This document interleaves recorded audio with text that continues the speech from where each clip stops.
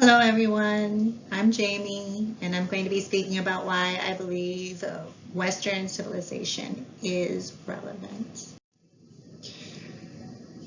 So, in the readings of the articles arguing against or in defense of the notion of Western civilization, I was struck by a couple of things. In the articles, they, specifically the authors, discuss the same significant cultural influences, general history, ideas, and traditions in a very different ways in their critiques and defenses. This fact that there was some agreed upon notions or ideals and traditions that were employed in each of the argument itself legitimates the notion of a Western civilization as a concept, if not an objective and bounded.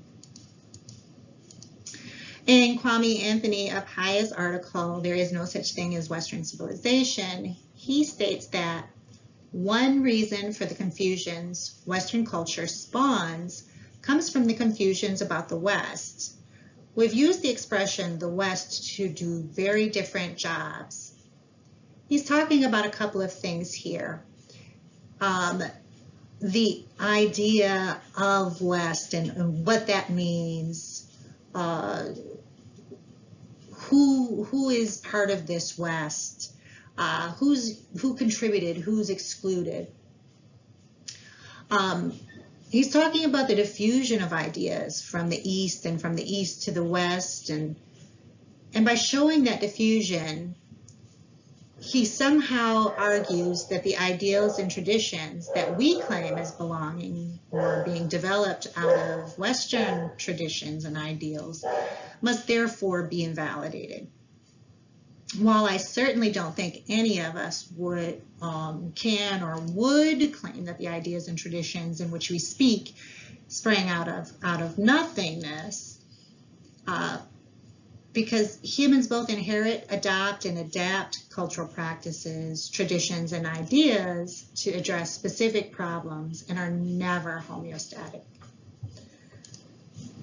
So, to me, Western civilization or culture is heterogeneous as it may be, shares some fundamental ideas and traditions that do have roots inside and outside of the West.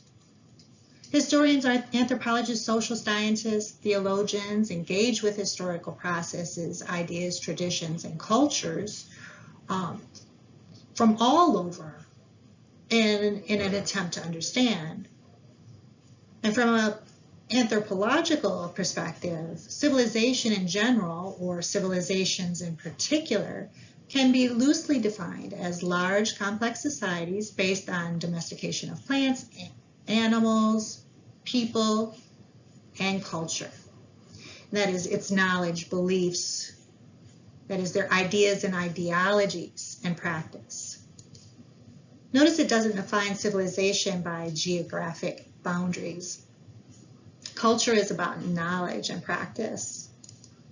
So we can argue about its features, its constituent parts, but we can't argue that there isn't a cultural heritage that can be loosely defined as Western civilization, or Judeo-Christian, or liberal, or European, or something else entirely that encompasses a shared intellectual cultural heritage, at the very least, is disingenuous and, I would argue, ludicrous on its face.